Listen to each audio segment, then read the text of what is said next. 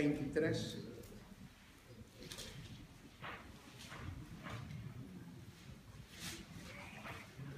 Leemos.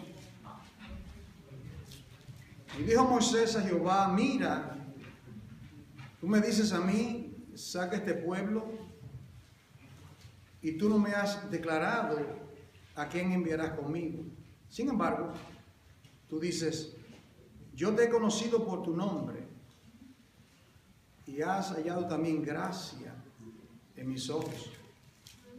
Ahora pues, si he hallado gracia en tus ojos, te ruego que me muestre ahora tu camino para que te conozca, y halle gracia en tus ojos, y mira que esta gente es pueblo tuyo. Y él dijo: mi presencia irá contigo y te daré descanso. Y Moisés respondió: si tu presencia no ha de ir conmigo, no nos saques de aquí. ¿Y en qué conocerá aquí que he hallado gracia en tus ojos, yo y tu pueblo, sino en que tú andes con nosotros y que yo y tu pueblo seamos apartados de todos los pueblos que están sobre la faz de la tierra? Y Jehová dijo a Moisés: también haré esto que has dicho, por cuanto has hallado gracia en mis ojos, y te he conocido por tu nombre. Él entonces dijo: te ruego que me muestre tu gloria. Y él le respondió: yo haré pasar todo mi bien delante de tu rostro, y proclamaré el nombre de Jehová delante de ti, y tendré misericordia del que tendré misericordia, y seré clemente para con el que seré clemente. Dijo más: no podrá ver mi rostro, porque no me verá hombre y vivirá. Y dijo aún Jehová: he aquí un lugar junto a mí, y tú estarás sobre la peña, y cuando pase mi gloria, yo te pondré en una hendidura de la peña, y te cubriré con mi mano hasta que haya pasado. Después apartaré mi mano, y verá mis espaldas, mas no se verá mi rostro. Palabra de Dios para el pueblo de Dios. Oremos. Padre, en el nombre que es sobre todo nombre, te exaltamos, te glorificamos y te damos a ti todo el honor, toda pleitesía. Padre amado, porque sabemos que tú haces acto de presencia en la congregación de tus santos. Te bendecimos, oh Dios, y te exaltamos. Te damos a ti todo tributo, todo honor.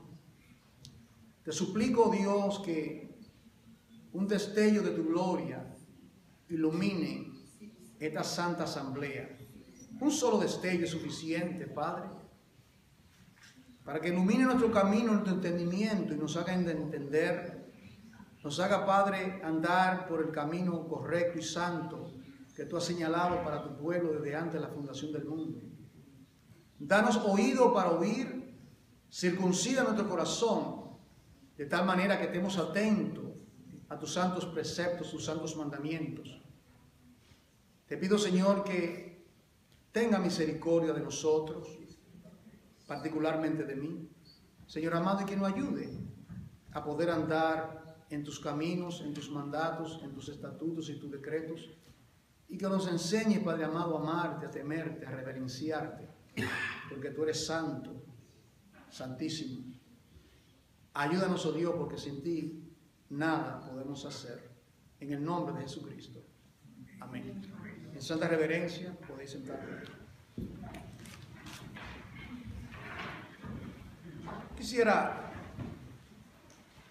Yo he tomado este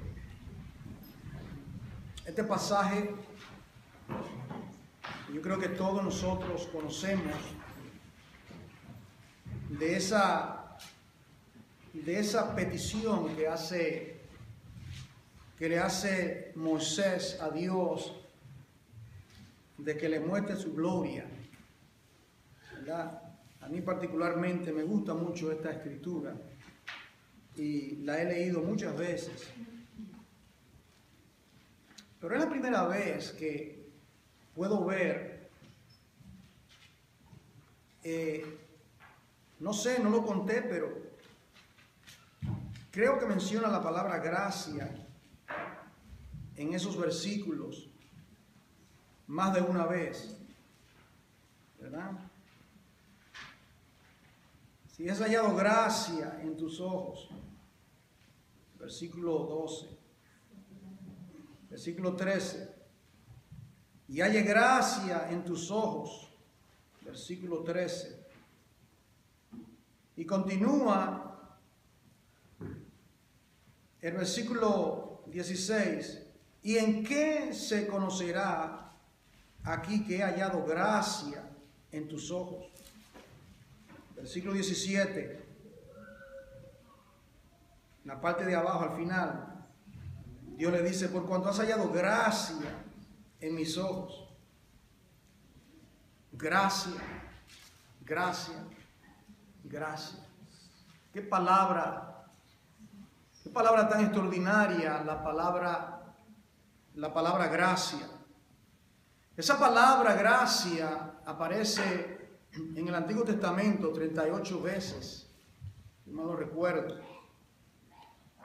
En el Nuevo Testamento, caris, que significa también gracia.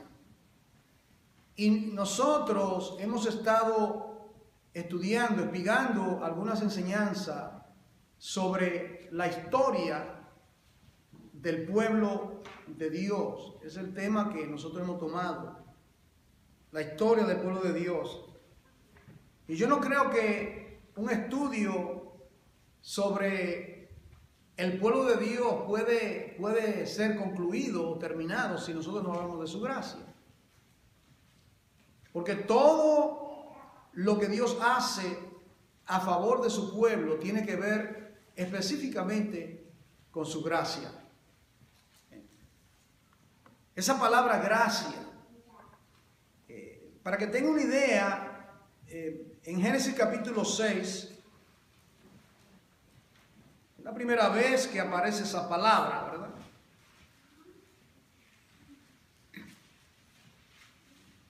Y mire,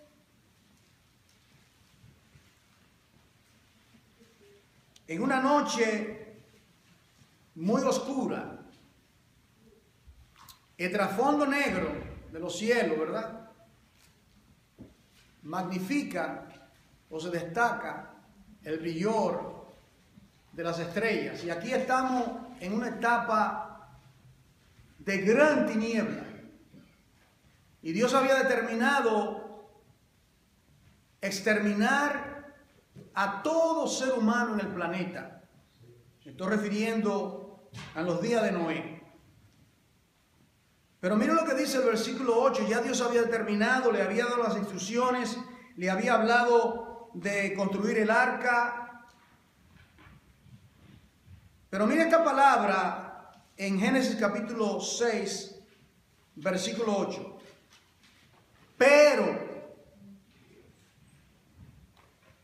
Pero Noé halló gracia antes los ojos de Jehová. Hallar gracia. Qué cosa tan extraordinaria lo que es, lo que yo llamaría en este mensaje la manifestación de la gracia de Dios. Que es algo tan extraordinario lo que es la gracia de Dios. Halló Noé gracia. Moisés le dice, si he hallado gracia delante de vuestros ojos. Si usted lo ve repetidas veces en el Antiguo Testamento, esto de hallar gracia. Hallar gracia de una manera sencilla de poder definir lo que significa eso, hallar gracia. Es el favor inmerecido de un superior hacia un inferior. Una manera elemental de verlo. Sé que hay muchas cosas en ello. Un superior, en este caso Dios, a un inferior, sus súbditos o sus criaturas. Hallar gracia, ¿qué significa hallar gracia? Era que había algo en Noé. Había algo en Noé tan espiritual, simplemente que halló gracia. Y usted recuerda el pasaje que leímos con relación a Moisés, ¿qué dice? Yo tendré misericordia. ¿De quién? Tengo misericordia de que yo quiera tener misericordia. Entonces su gracia es un atributo divino, es una de las perfecciones divinas.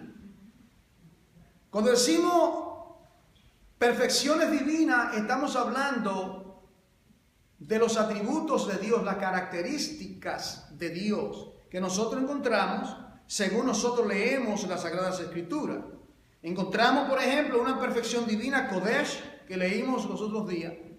Éxodo capítulo 3, que Dios es Kodesh, santo. Leemos, ¿verdad? Cuando Dios se le revela, por ejemplo, a Abraham, cuando tenía 86 años y ya estaba más vivo que muerto, y su esposa Sara también, Dios se le revela ¿cómo? Bueno, el Dios Todopoderoso. Le revela: yo soy el Shaddai. Y yo he explicado que es interesante lo que significa la palabra Shaddai, que significa, viene de una palabra hebrea, la palabra Shad, que significa pecho, el pecho femenino o el pecho maternal. Yo soy aquel que te nutre, yo soy tu sostén, Abraham. Tú no puedes procrear, tú no puedes producir, aunque él intentó con Ismael, tú no puedes hacer, pero yo que soy el Todopoderoso, yo soy el Shaddai, yo soy el Todopoderoso. Y le habla. Y Dios le manifestó su gracia, aunque la Biblia no dice, y halló Abraham, Isaac y Jacob gracia, aunque no use ese término, nosotros sabemos que hallaron gracia, porque fueron personas bendecidas para llevar a cabo los propósitos eternos de Dios. Dios ha manifestado su gracia. Esa gracia que nadie, absolutamente nadie merece. Entonces, ese favor inmerecido ha sido manifestado a todo el pueblo de Dios, tanto en el Antiguo Testamento como en el Nuevo Testamento. Alguien dijo, mirando el texto de Juan 1:17, que dice: la ley vino o fue dada por Moisés. ¿Quién recuerda el texto? Mas la gracia y la verdad vinieron por medio de Jesucristo. Amén. Alguien puede tomar ese texto y decir: ¿lo ve? La gracia solamente estuvo en el Nuevo Testamento. Pero en el Antiguo Testamento hubo gracia. Ya lo acabamos de leer, que Noé halló gracia, Abraham halló gracia. Había gracia y había verdad en el Nuevo Testamento, en el Antiguo Testamento, disculpen, en todo lo que Dios manifestó, en toda la tipología, en todo el simbolismo del Antiguo Testamento. Había en esa ley. ¿Por qué fue que Dios le dio la ley? Por amor. Era un pueblo que había sacado de la esclavitud de 400 años, y ese pueblo tenía que andar a la luz de sus preceptos. Y esas 6 veces Moisés ascendió al monte, 6 veces, y descendió del monte. Y cada vez que Moisés ascendía al monte, ¿con qué fin? Dios le dio en uno de esos ascensos, le dio las tablas, los 10 mandamientos. Recuerdan que luego él quebrantó al lado del monte. Cada vez que Dios hablaba, Dios le estaba mostrando su gracia, porque Dios había redimido a Israel para que fuese su heredad, para que fuese su pueblo. Es decir, que sería un error decir que en el Antiguo Testamento no había gracia, que solamente es ley. Además de todo esto, ¿para qué fue dado la ley? ¿Qué dice el Salmo 119? Lo hemos leído varias veces, ¿verdad? La ley de Jehová es perfecta, que convierte el alma. Los mandamientos de Jehová son justos. Recuerda cuando estudiamos esos 6 sinónimos de lo que es la palabra de Dios. Entonces, la ley, pero había un problema con esa ley. Y era que la carne, el hombre, intentaba cumplir esa ley y se encontraba con ese problema. El hombre, desde Adán hasta el último hombre que habita este planeta, hasta los últimos días que estemos aquí en la tierra, el hombre intenta cumplir los mandamientos de Dios.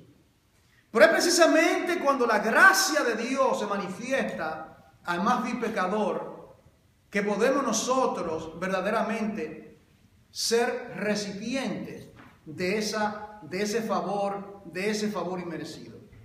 Pregunta: el estado que te encuentras hoy como creyente, tu estado, ¿a qué se debe? ¿Por qué eres creyente? ¿A qué se debe que eres creyente? ¿Por qué tu corazón está inclinado a aquello que es espiritual? Digo, estoy asumiendo, si eres verdaderamente un creyente, ¿verdad? Eres creyente.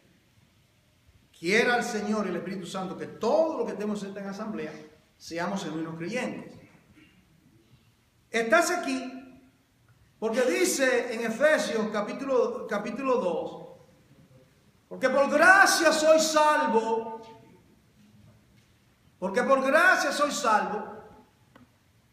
es por la fe. Y da una advertencia: no por obras, para que nadie se gloríe, se dé la palmada, sino que dice que es don, regalo, caris de Dios. Dios te ha dado esa gracia para que seas su hijo y su hija. Tan sencillo como eso. Dios ha manifestado su gracia. Mire el ejemplo que hemos dado, el ejemplo de Abraham. Abraham tenía 86 años y fue justificado por la fe. ¿Ustedes recuerdan eso? Eso es tan precioso para mí, esa verdad. Fue justificado por la fe 13 años antes del rito de la circuncisión. ¿Recuerdan? Tenía 86 años y antes de que fuese circuncidado él e Ismael, ya había sido justificado por la fe, indicando que Dios había manifestado su gracia y que no era por la obra que Abraham hubiese hizo o hará. Es por pura gracia. La manifestación de la gracia de Dios. En cuanto a esa gracia, introduciendo, ¿verdad? Aquellos que quizás toman nota. Y no tengo todo el tiempo para elaborar y buscar la docena de pasajes bíblicos, aunque algunos sí les pediré que busquen. Pero usted encuentra, por ejemplo, en el libro de los Hechos, en el capítulo 15, versículo 11, que la salvación, la fuente de la salvación es su gracia. Ese versículo, Hechos 15, 11. La fuente, el origen de nuestra salvación es su gracia. Segundo, el llamado de Dios en Gálatas 1:15, el llamado de Dios es por gracia. Es por gracia. Pablo dice, yo era blasfemo, yo blasfemaba, yo era malo, pero la gracia de Dios se manifestó a mi vida junto a camino a Damasco y me dijo: Saulo, Saulo, ¿por qué me persigue? Y fui interceptado. Y allí este hombre, recuerda, un intelectual, Saulo de Tarso, no era un hombre. Si Saulo de Tarso no se hubiese convertido, hubiésemos conocido quién era Saulo de Tarso. Era un hombre eminente, estudió a los pies de Gamaliel. Era universitario, un teólogo, un erudito, un hombre letrado, era Saulo de Tarso. Pero cuando esa gracia lo alcanzó, que dijo: yo pongo por basura todo esto. Esto no tiene ningún mérito, todo este conocimiento, toda esta erudición, lo pongo, en una palabra más fuerte, como estiércol, dice él, por el eminente conocimiento de nuestro Señor Jesucristo. ¿De qué manera le vino ese conocimiento?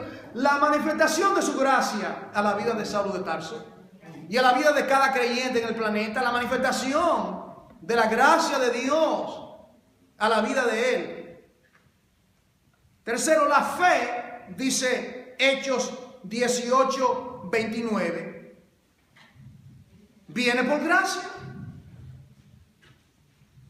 Efesios 1:7 dice que el perdón de nuestros pecados viene por gracia. La consolación, segunda de Tesalonicenses 2:16, viene por gracia. Podemos decir entonces, ¿dónde puede estar la jactancia de alguien? Alguien se puede jactar delante de Dios. En el día del juicio final, cuando los libros sean abiertos y todos estemos de pie delante del Cordero y de Dios el Padre, delante de miles y miles de seres resplandecientes, ¿quién puede venir delante de Dios y pensar que de alguna manera, algún destello de tu intelecto, algo que tú piensas, algo que tú razones, pudo haberte dado a ti la motivación a acercarte a Dios? ¿Quién, dice Pablo, quién le dio a él primero para que él recompense? Dios. La salvación, en otras palabras, es de Jehová. Jonás 2:9. La salvación viene de parte de Dios. Mire lo que dice esta escritura, si quiero que la busque. Segunda de Corintios, lo que dice Jesucristo con relación al sacrificio. Segunda de Corintios, capítulo 8. Ahí sí quiero que, amados, sí me acompañen. Segunda de Corintios, capítulo 8. Segunda de capítulo 8. De Corintios, capítulo 8.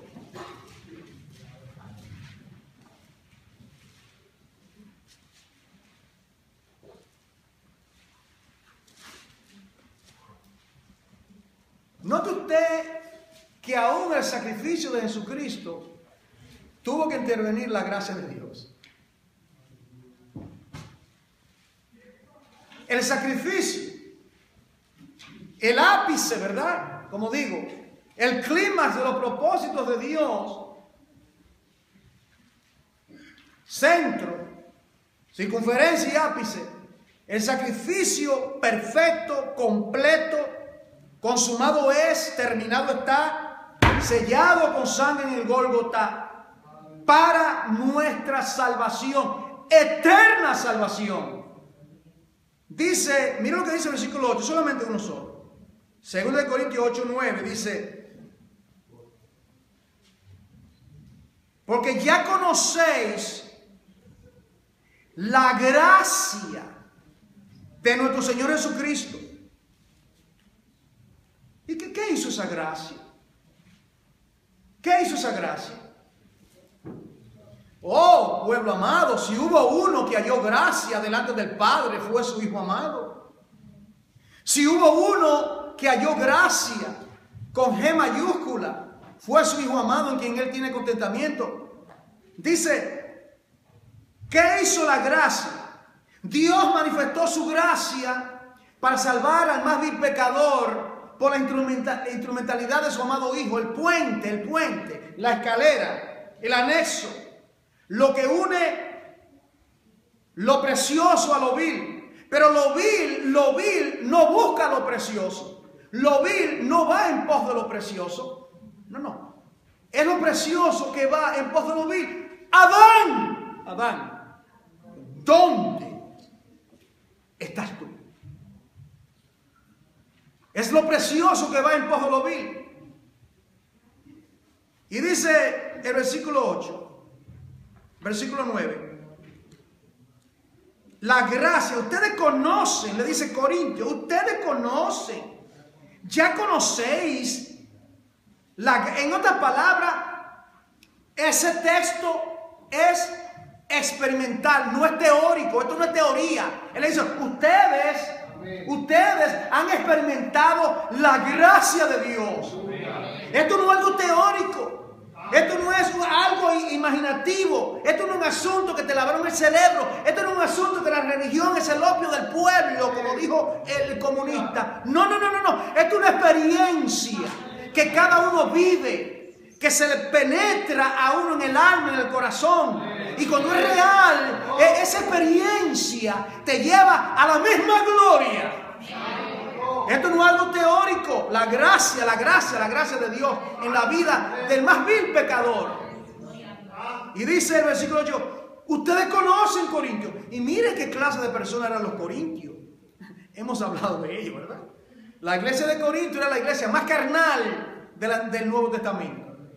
10 problemas, ya le he mencionado. División, pleito, cisma, incesto, un caso de incesto, abuso en la Santa Cena, yo soy de esto, yo soy de otro, división, pleito, contienda. La iglesia de Corinto.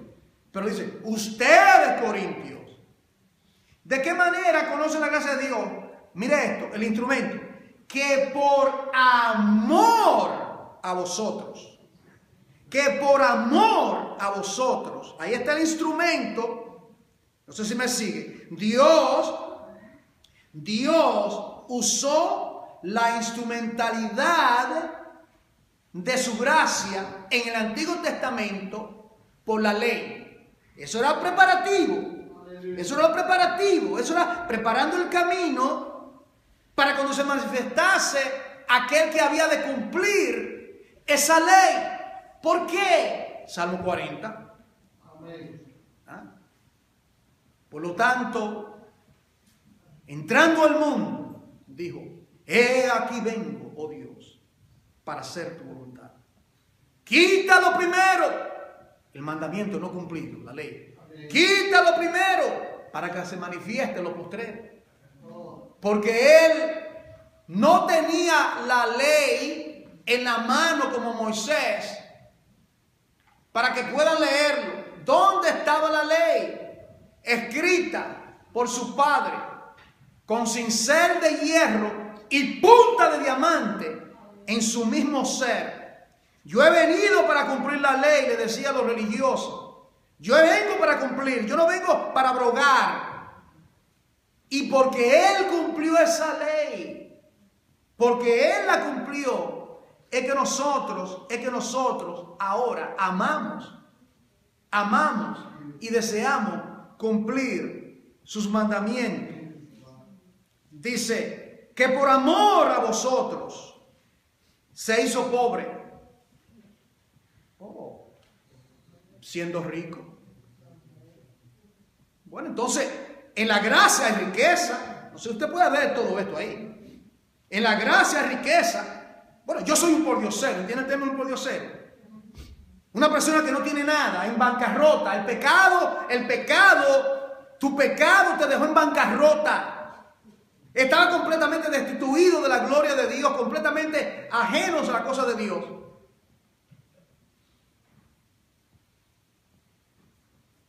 ¡Qué maravilla! Siendo rico se hace pobre. Los teólogos llaman esto el kenosis, el descenso. Filipenses 2, del 5 al 8. Usted lo nota, el descenso. Siendo Dios, no escatimó ser a Dios como a cosa que aferrarse, sino tomó la naturaleza humana de hombre. Y en condición de hombre se hizo siervo. Y en condición de siervo murió. ¿Y qué clase de muerte? Hasta la cruz. El descenso. Se quitó su manto de realeza, su corona, todo esto. Se lo quitó, anonadó para convertirse en la esponja. El esponja, el cordero que quita, que absuelve el pecado del mundo. No solamente el pecado que cometí, todos mis pecados que ya fueron perdonados, sino todos los pecados. No levante la mano. ¿Quién pecó hoy? Ajá. Estamos muy claros. Exactamente. La cruz, la gracia, es para pecadores como nosotros. Por eso que el verbo, el texto cuando dice para todo aquel que cree, yo siempre digo, cree. Es un verbo lineal, porque seguimos creyendo, seguimos pecando y su gracia se sigue manifestando y Dios nos sigue restaurando porque constantemente vamos a tropezar. Él conoce todo eso. Y dice aquí, dice, se hizo pobre siendo rico. ¿Para qué? Para que vosotros, con su pobreza, medite eso un momento. Esto hay que meditar, esto hay que ponderarlo. Esto es demasiado glorioso para simplemente leerlo como leer algo del periódico. No. La pobreza. La pobreza significa a su encarnación. La pobreza significa, lo veremos más inatractivo para lo que lo deseemos. Los suyos vino y los suyos no le recibieron porque querían verlo en un caballo blanco, un conquistador, un de roca a Roma. Ellos estaban bajo la bota de Roma y él vino montado en un asno, un pollino. Un rey. ¿De dónde viene este?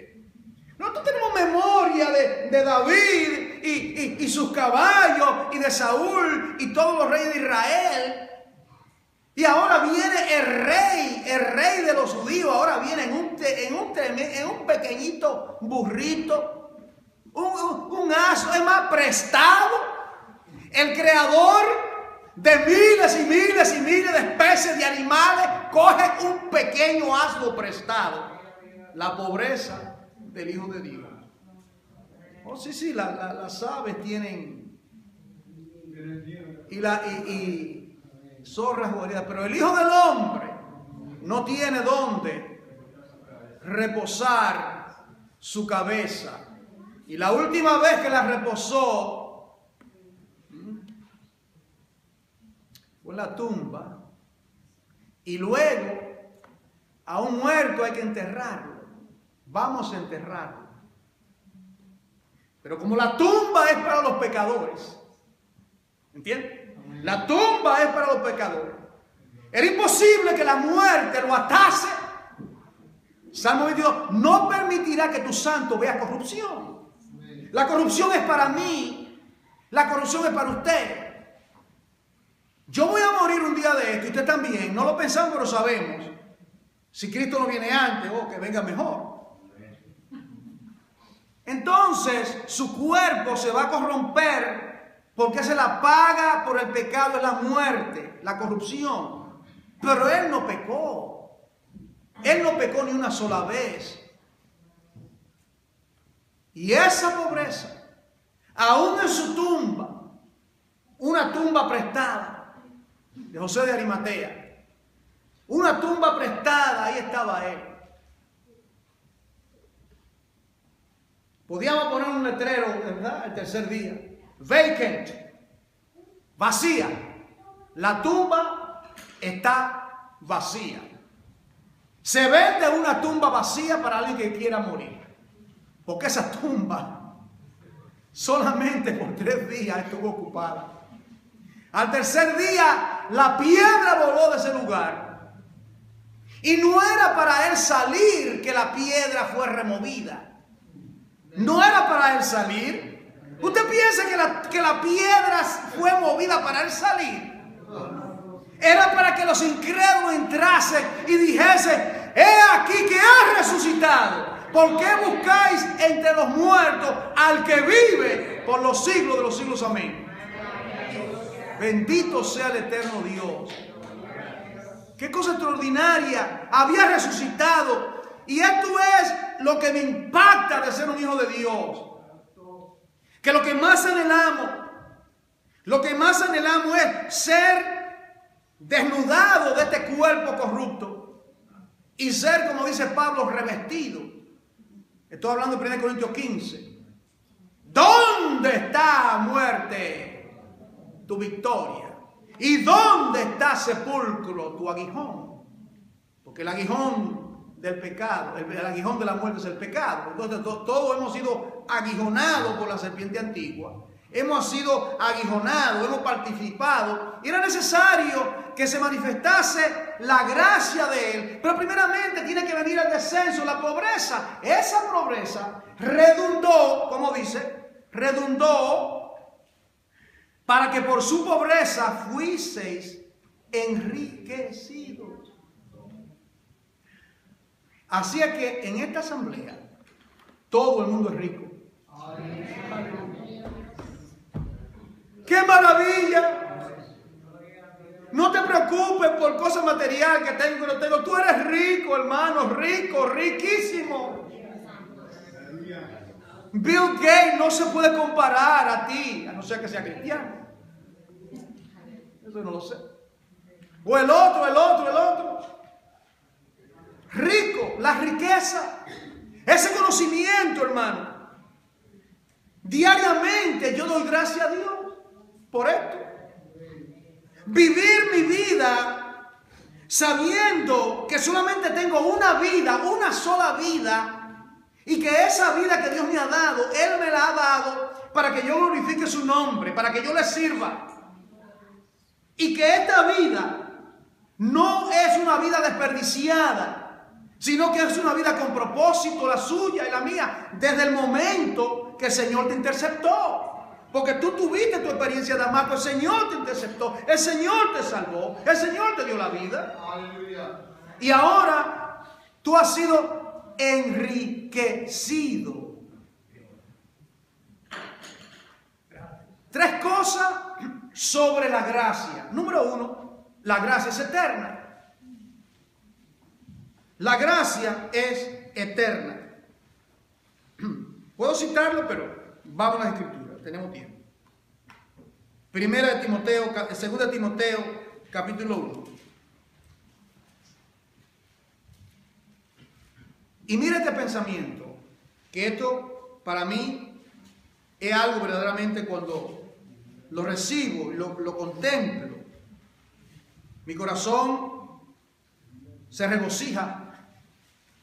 Y digo como María: engrandece mi alma al Señor, y mi espíritu se regocija en Él, porque ha hecho grandes cosas. Piensen en esto, ¿verdad? Vamos a ejercitar nuestros sentidos, esta mente que Dios nos ha dado. Es pausarlo. Dije que primeramente la gracia fue manifestada en el Antiguo Testamento, en el Nuevo Testamento, en tu vida. He buscado diferentes ejemplos, ¿verdad? Poniendo la plataforma para ahora ir edificando en lo que viene ahora, esta otra parte.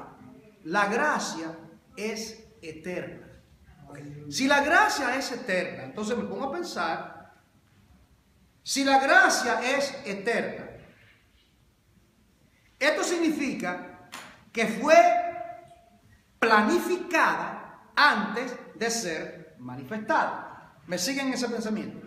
Si la gracia es eterna, tiene que haber sido planificada antes de ser manifestada.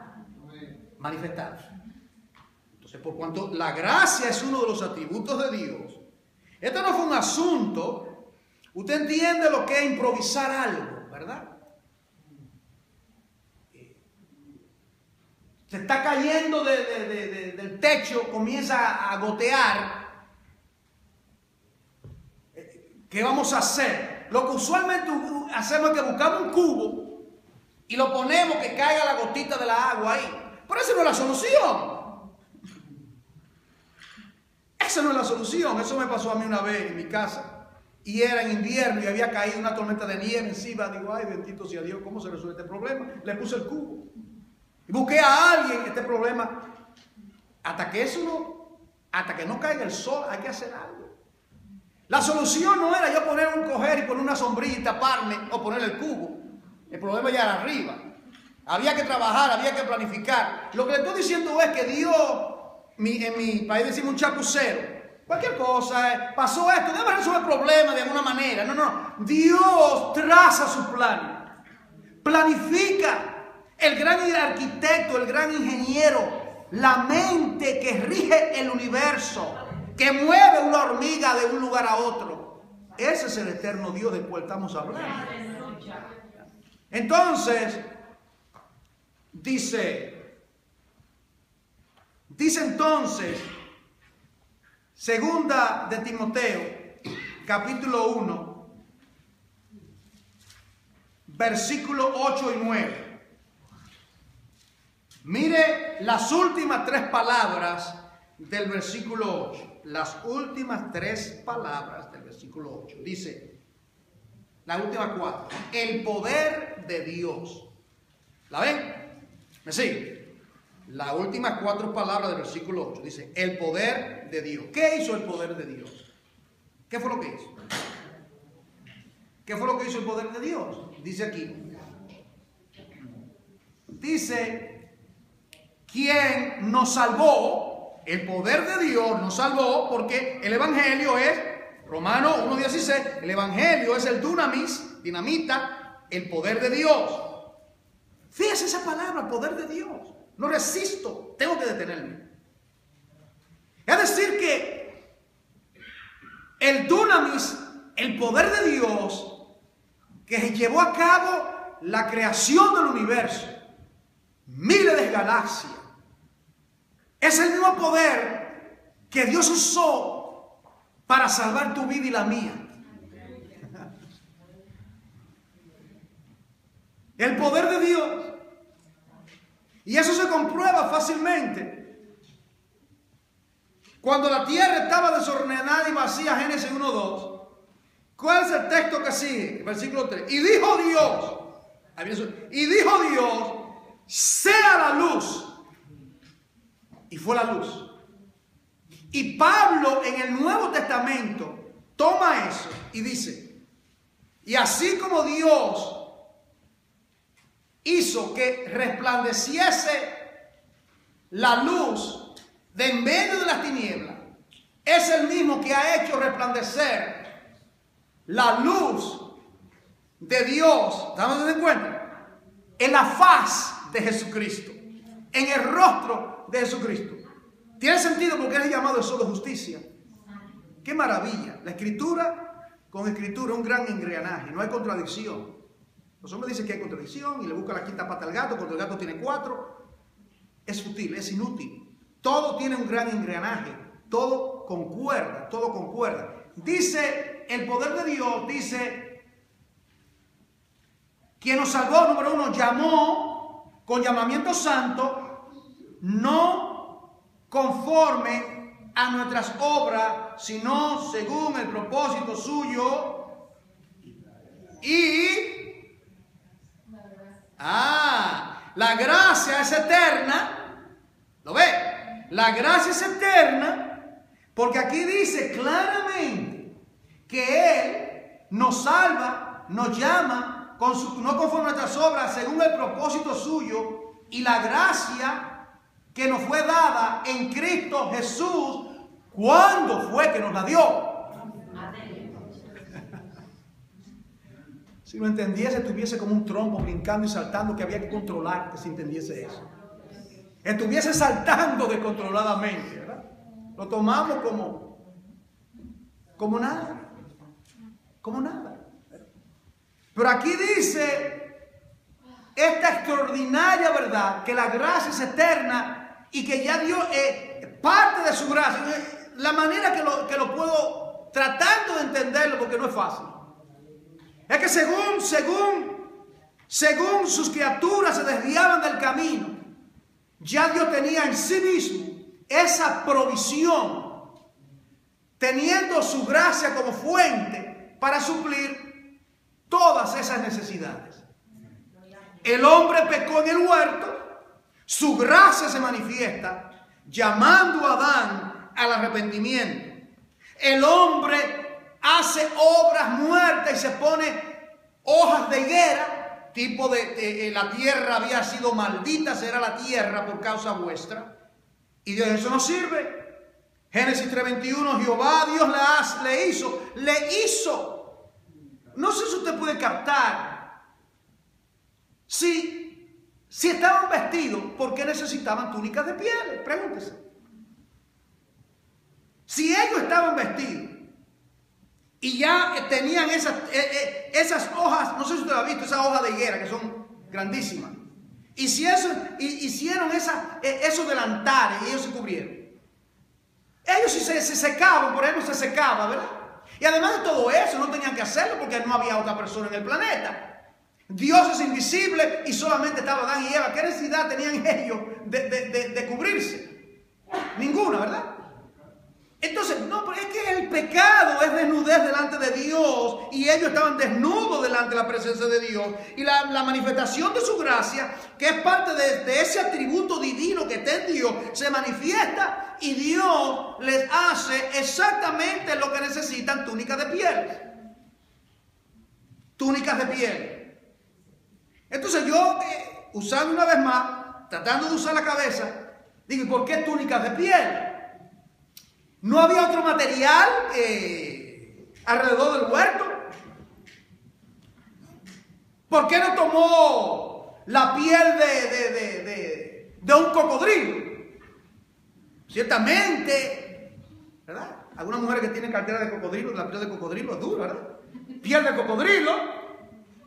O quizás de otro animal. Túnicas de piel. El principio de la sustitución. La gracia. El animal inocente muriendo por el pecador. El principio de la sustitución. Eso se ve en Juan 1:29. He aquí el Cordero de Dios, las túnicas de piel verdadera, la justicia involuta, perfecta de Jesucristo. Dios nos imputa, nos atribuye su justicia, el gran intercambio en el Gólgota. Segundo, la gracia es eterna, ¿verdad? Segundo, Romanos 3:29, es gratis. ¡Qué gloria! Es gratis. Pero no vaya a confundir a alguien la palabra gratis con la palabra sin valor.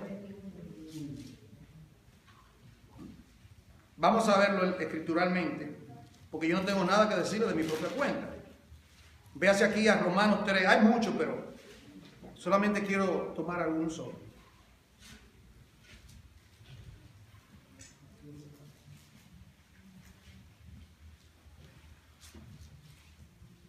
Aquí el apóstol Pablo, mirando el contexto del pasaje, está hablando de la justicia, entre comillas, que vino por la ley versus la justicia que viene por el sacrificio de Jesucristo. Hace esa comparación entre la ley y la gracia. Y él dice aquí, usted puede leer todo esto.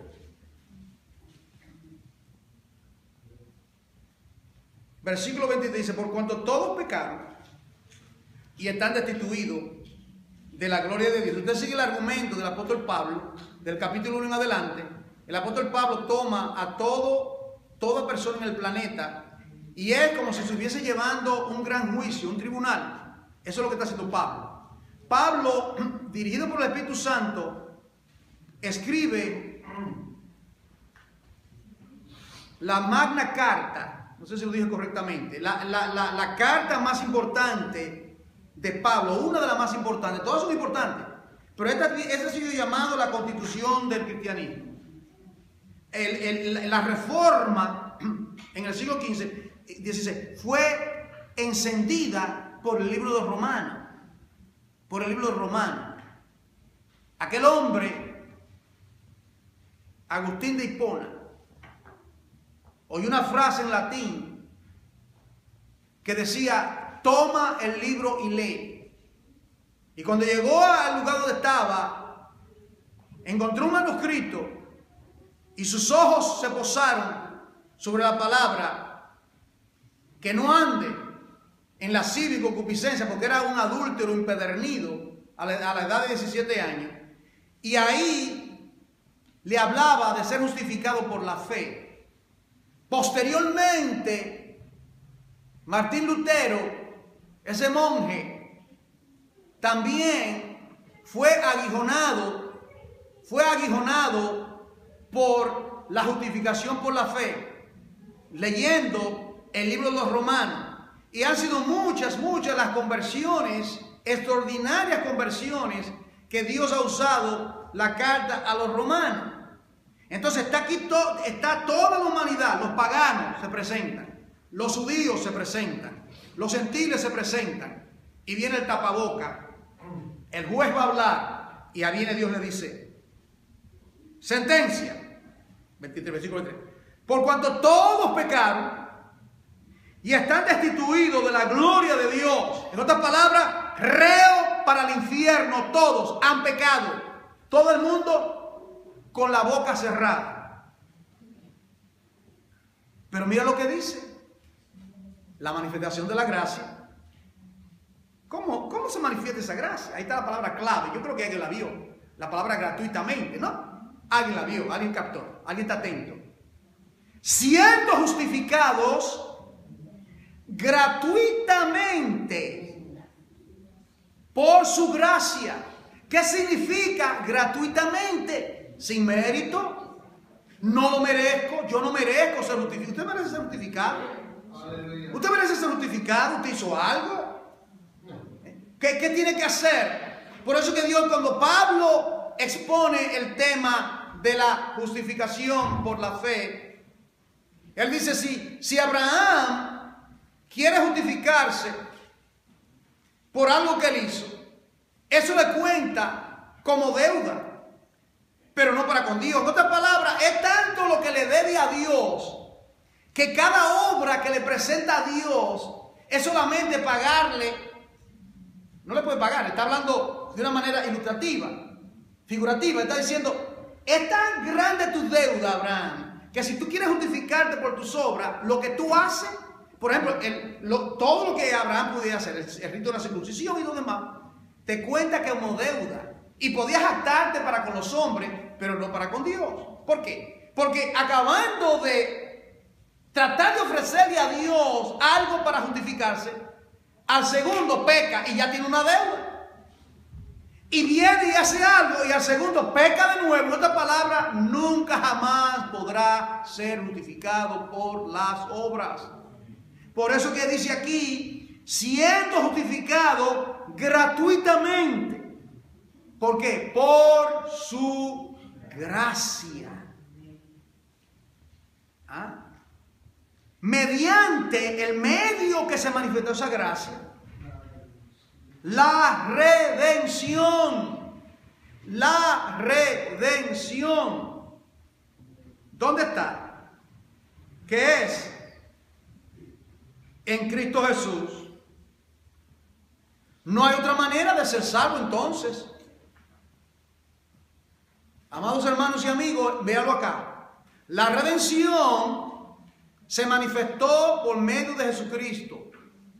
La redención tiene como centro la persona gloriosa, majestuosa de nuestro Señor Jesucristo. No hay otro camino. Es una ofensa para la mente intelectual, para personas de este siglo, es una ofensa. escuchaba un mensaje tan edificante esta semana de R.C. Sproul, un extraordinario teólogo, extraordinario. Y la profesora le preguntó al doctor R.C. Sproul, porque sabía que era cristiano y quería avergonzarlo en la clase, y le dice: R.C.,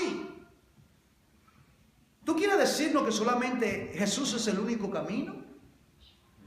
Y dice él, enrojecido, joven, tantos estudiantes, y dice que bajó la cabeza: yes, es el único camino. Y ella se enfureció. Eso es la cosa más ridícula y absurda que yo he escuchado, decía la profesora.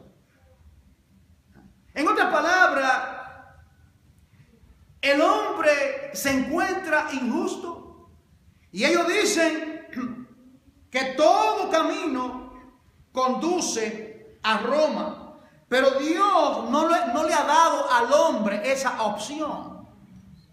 Cuando Él dijo en el Gólgota, y no fue ningún intelectual que murió en la cruz, fue el varón de dolores, experimentado en quebranto, y selló el acta de los decretos que habían contra nosotros, y dio el grito del crucificado: consumado es, terminado está.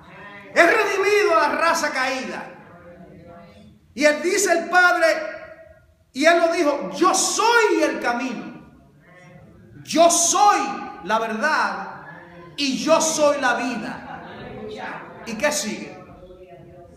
Nadie, que lo escuchen las huestes infernales, nadie viene al Padre si no es por Él. Voy a ser tan necio, tan tonto, tan indolente, que voy a intentar de buscar otro camino cuando claramente hay un solo camino. Me trae a la mente esta anécdota. Los que la oyeron, olvídenlo, pero aquí hay gente que no lo oído. No sé si usted ha ido a Niagara Falls, ¿verdad? La catarata del Niágara en Canadá. Y hace unos años cayeron 2 personas a la profundidad. No sé si usted ha visto esto, eso es impactante lo que hay ahí. Desesperadamente ahogándose en esa agua y el trasfondo de esas cataratas cayendo, el ímpetu que da. Y las 2 personas estaban desesperadas pidiendo auxilio. Y las 2 tomaron un tremendo árbol, un tronco que estaba apiñado, atrapado en una peña, y se abrazaron el árbol. Y los bomberos de emergencia le lanzaron una soga, una cuerda, seguramente de pequeña. Y desesperado, una sola oportunidad, la manifestación de la gracia a esas 2 vidas que están a punto de ser anegadas, morirse. Y de repente le gritaba a la multitud: toma la soga, coge la soga. Los 2 tomaron la soga, pero de repente la otra persona se agarró del tronco. No sé si usted está captando cuántas religiones del mundo le dan un falso medio de salvación al hombre. Eso es lo que representa ese tronco. Y de repente comenzaron a subir, y esa persona en asunto de minutos ya estaba. Yo estaba ahí, yo sé el lugar donde estaba. Y la otra persona, y de repente esas aguas se movieron y el tronco se movió. Y esa vida perdió su vida porque puso su esperanza en algo que tenía más apariencia y no en el único medio que podía rescatarlo. Eso es lo que representa. La gracia de Dios se ha manifestado al más vil pecador. Y es para que nadie desprecie. Hoy mismo, hoy. Si usted no tiene esa experiencia gloriosa, este mensaje para usted. Usted no debe salir de este lugar sin estar seguro, segura de que usted tiene ese medio, esa soga, esa fuente de salvación que solamente está en nuestro Señor Jesucristo. Esto último, esa gracia, decíamos eterna, es gratuita. Tercero, es soberana. Es soberana. ¿Por qué es soberana? Lo leímos en Éxodo. Ese pasaje que leímos de Éxodo 33. Porque Dios es soberana, porque Dios la manifiesta a quien Él quiere, como Él quiere, donde Él quiere. Esa es su prerrogativa. Él hace lo que quiere, con lo que quiere. Este es el punto del debate entre aquellos que quieren aconsejar a Dios.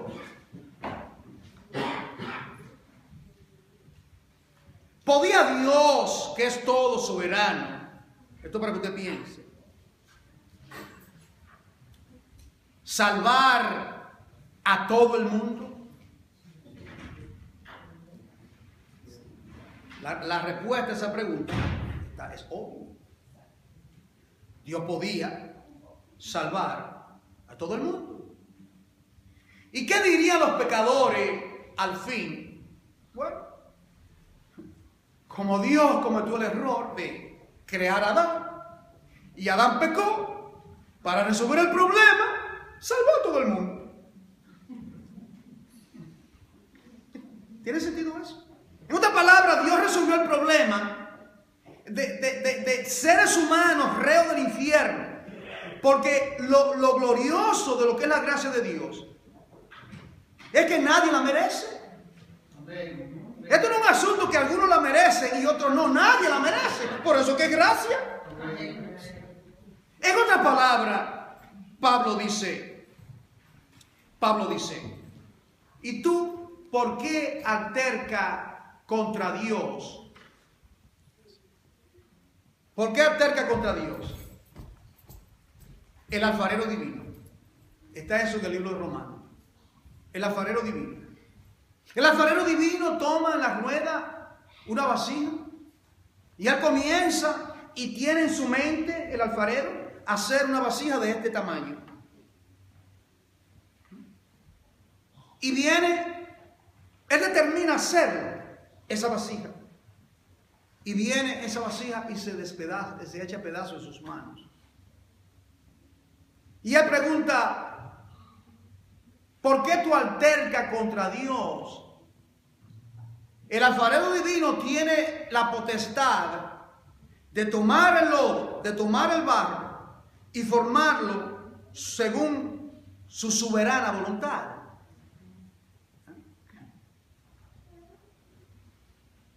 Amé a Isaac y aborrecí. Es una piedra en el zapato de muchos teólogos. Porque ellos dicen, Dios tenía que amar a los dos. ¿Entienden lo que está hablando? Amé a Isaac, amé a Jacob y aborrecí a Saúl. No, fue que Dios, ahí viene el intelecto, esta mente corrupta, fue que Dios vio que Saúl iba a ser, no, dice que antes de nacer, eso es soberanía. Antes de nacer, antes de hacer lo bueno y lo malo, Dios determinó amar a los Jacob y a los Jacobas que están aquí hoy, que significan engañoso, mentiroso. Eso era lo que somos nosotros. Nosotros éramos malos. Y aún somos. Y el Señor determinó, el soberano determinó escogernos, extraernos, salvarnos por puro afecto de su gracia. Nadie en el día del juicio, algunos irán a condenación eterna, los que están en la mano izquierda. Y los que están a la mano derecha irán a la salvación eterna. Aquí viene entonces. Ambos, en lo que tiene que ver con la gracia de Dios, llegando a la recta final, ambos merecen la condenación eterna. Nadie merece la gracia. Dios, en su misericordia, manifestó su gracia para con nosotros, para con su pueblo. Yo no sé si usted se hace esa pregunta. Yo me la hago. Y esto a mí me humilla.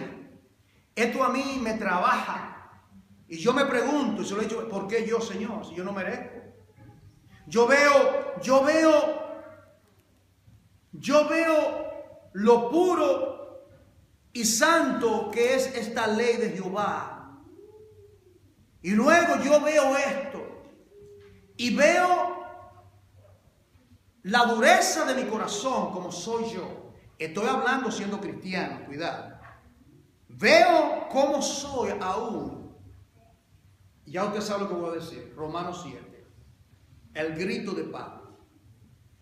Miserable hombre de mí. Estoy frito.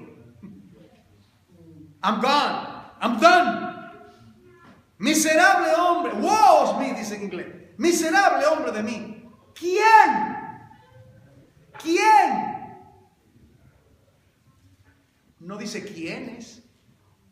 ¿Entiende? ¿Quiénes? Muchos caminos conducen. ¿Quiénes? ¿Será por aquí? ¿Será por allá? ¿Será por la religión? No. ¿Quién? No es un sistema religioso codificado. Es una persona. ¿Quién? Es una persona. ¿Quién me librará de este cuerpo de muerte? ¿Cuál es la respuesta? Gracia. ¿Capta? Gracia. Mire, qué interesante que la primera palabra que sale, gracia, sean dadas a Dios por nuestro Señor Jesucristo. Entonces, dice, y este pensamiento para mí, como dice una hermana, ¿verdad? La hermana de México, Alma Córdoba, eso es una pepita de oro. Ella dice, para mí esto fue tan precioso, y voy a concluir con este pensamiento. En Romanos 5:21 dice que la gracia reinó. En Romanos 5:21. Usted puede unir eso. Entonces, si la gracia reina, entonces yo digo, tiene un trono, ¿verdad? Porque solamente aquellos que reinan tienen trono, ¿verdad? La gracia reina. Por eso dijo que es soberano. Estoy en lo último. La conclusión del mensaje va a ser este pensamiento. La gracia reina. Y digo, bueno, si reina, la gracia tiene un trono. Y si tiene un trono, es soberano. La gracia está en un trono. Ha estado en ese trono desde antes de la fundación del mundo porque es eterna. Es eterna, es soberana. Yo creo que esta manera a mí me ha ayudado mucho. A mí personalmente, al estudiar esto, me ha ayudado mucho a entender algunas cosas. A mí personalmente. Porque es algo glorioso. Entonces me lleva a lo siguiente. Entonces, si la gracia reina, está en un trono, ¿cómo se llamará el trono? El trono de la gracia. Hebreo 4:16. El trono de la gracia.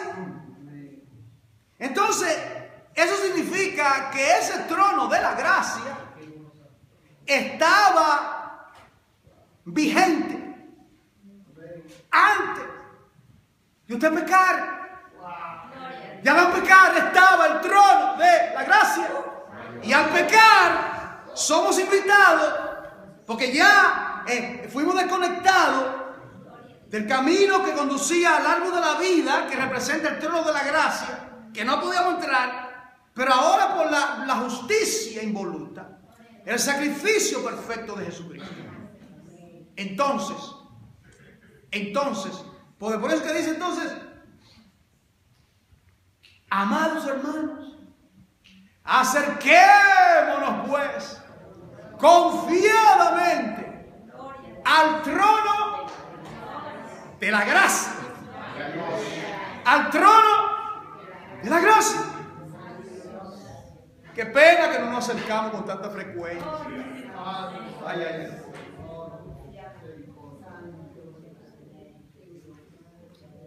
¿Cómo es posible que, teniendo un Salvador tan glorioso, teniendo esa gracia que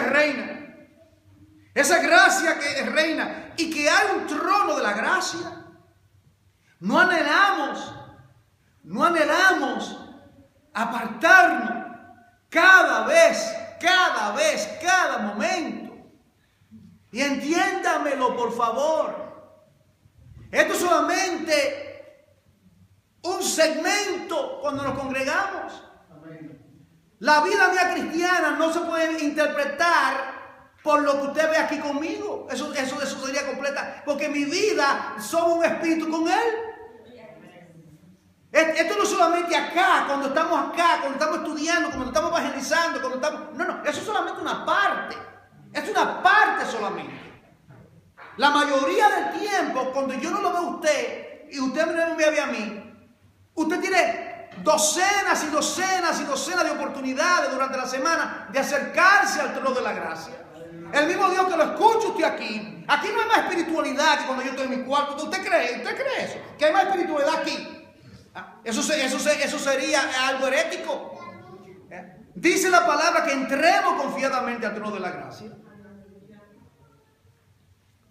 Como por ejemplo cuando dice no dejar de congregarlo, no dejar de congregarte, como algunos tienen por costumbre. Pues sí, está bien. Los pastores exhortan y dicen eso. Mire, hermano, no deje de congregarte, no te vi los otros días. Pero si usted lee el contexto de ese pasaje, el lugar de congregarse no es acá, es en el santuario. Es en el santuario que está hablando. Tenemos que entender las cosas espiritualmente. Entonces yo tengo acceso a ese trono. Cuando venía conduciendo en el auto de allá de Cuy para acá, y yo estaba orando y meditando en la palabra y hablando con mi Dios, ese es el trono de la gracia. Estaba conectado completamente con mi Dios. Como cuando estoy en mi cama y no puedo dormir y me pongo a orar, aunque no me levante, estoy orando, el trono de la gracia. Y estoy caminando, cuando me rodillo, estoy en el trono de la gracia. Cuando estoy parado, estoy en el trono de la gracia. Pregúntale a Jonás cuál es el trono de la gracia. Ajá. Una ballena llena de tiburones podridos ahí. Y todo eso ahí nauseabundo. Y ahí clamó. Ese era el trono de la gracia. Que Dios sea exaltado. Oremos. Padre, te adoramos y te bendecimos y te damos a ti toda gloria y toda honra. Gracias por tu presencia. Gracias por tu palabra. Padre amado, verdaderamente que uno se queda corto. Uno se queda, Padre, como la mente embotada. Tratar de expresar lo inexpresable, oh Dios, lo que no podemos articular. Una lucha, Padre, en nuestra mente de querer, Dios mío, sondear esta riqueza de tu gracia. Gracias por la manifestación de tu gracia hacia nosotros, vil pecadores. Gracias por amarnos, perdonarnos. Padre amado, que tu gracia alcance a algún pecador en el día de hoy. En nombre de Jesús. Amén.